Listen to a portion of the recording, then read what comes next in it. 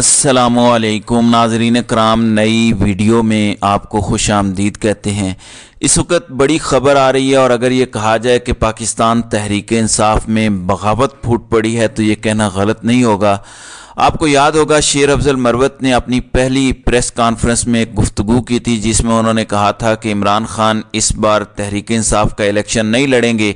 उस पर शोर मच गया। उसके बाद पाकिस्तान तहरीक इंसाफ ने एक ऑफिशियली बयान जारी किया और उसमें कहा यह गया कि जनाब हम गौर व खौज कर रहे हैं, अभी इमरान खान को दस्तबरदार करवाने का या मुतबादिल के तौर पर कोई फैसला नहीं हुआ।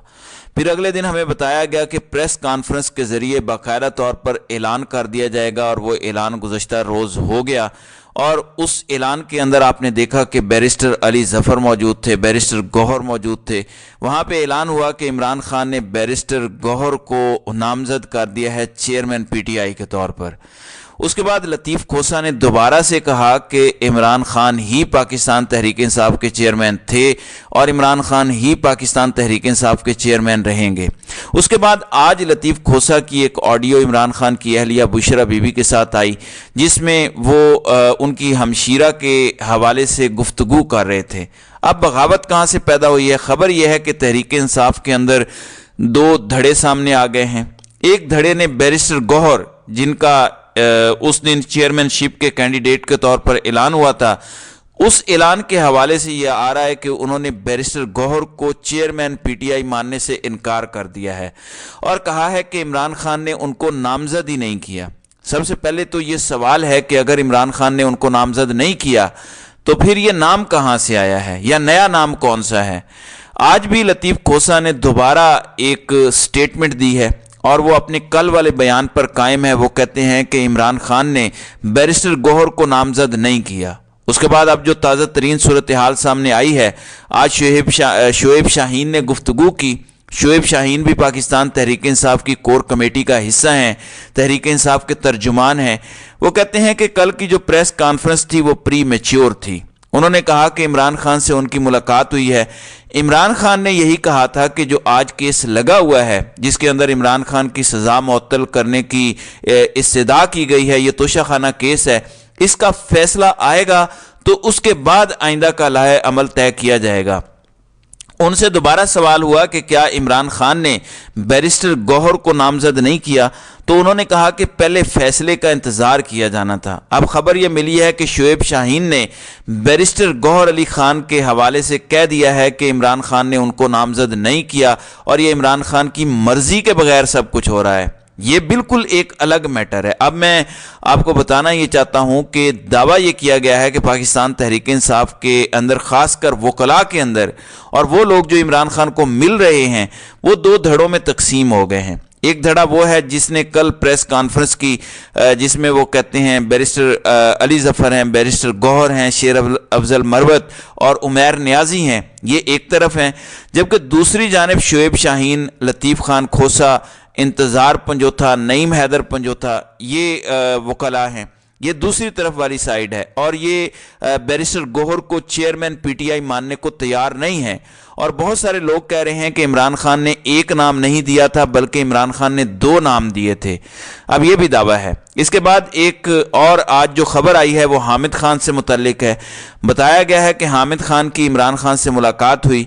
इमरान खान से हामिद खान ने 3 लोगों से मुतल्लिक अपने तहफ़्फ़ुज़ात से आगाह किया। अब आप जानते हैं कि हामिद खान पाकिस्तान तहरीक इंसाफ के बड़े पुराने और बानी अरकान में तस्वुर किए जाते हैं।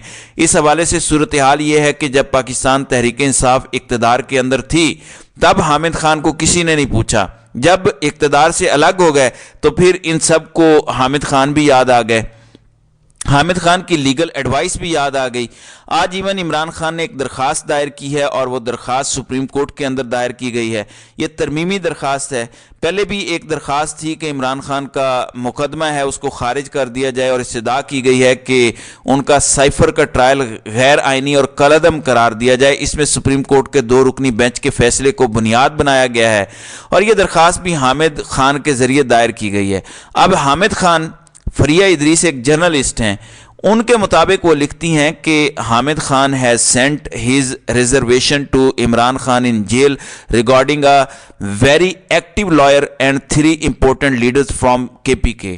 also conveyed concerns regarding the same person a few days ago. یعنی ان کے مطابق حامد خان نے عمران خان کو ایک بہت ایکٹیو وکیل سے متعلق اور خیبر پختونخوا سے 3 سیاسی شخصیات سے متعلق اپنے تحفظات کا اظہار کیا ہے اور اپنا پیغام عمران خان کو پہنچایا ہے. ان کے مطابق یہ سیم وہی لوگ ہیں جن کے متعلق عمران خان کو چند روز پہلے بھی انہوں نے بتایا تھا. میرے خیال سے جب پاکستان تحریک انصاف اس وقت ایک بحران میں سے گزر رہی ہے تو اس بحران کے دوران یہ پاکستان تحریک انصاف کو تقسیم کرنے والی باتیں ہیں. اس تقسیم کا تاثر دینا پارٹی کو نقصان پہنچائے گا، اور ایسے موقعوں پر تو آپ کو اگر کوئی تحفظات ہوں بھی تو آپ زبان پر تالے لگا لیتے ہیں تاکہ الفاظ یا چیزیں باہر نہ جائیں. میرے خیال سے پاکستان تحریک انصاف کی سینئر لیڈرشپ کو غور کرنا چاہیے.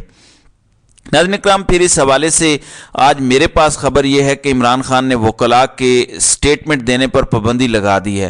آج بھی ملاقات ہوئی ہے لیکن کہا گیا ہے کہ جو چیزیں بھی عمران خان بتائیں گے یا کہیں گے وہ پارٹی کو بتائی جائیں گی، اور پارٹی اپنی پریس ریلیز کے ذریعے یا پارٹی آگے کور کمیٹی کے بیان کے طور پر اس کو جاری کرے گی. لیکن یہ کام نہیں کیا جائے گا کہ جو بندہ نکلتا ہے وہ باہر کھڑا ہو اور اس کے منہ میں جو آئے وہ بولتا جائے. اس کو اس سے پارٹی کو نقصان ہوتا ہے، فائدہ نہیں ہوتا.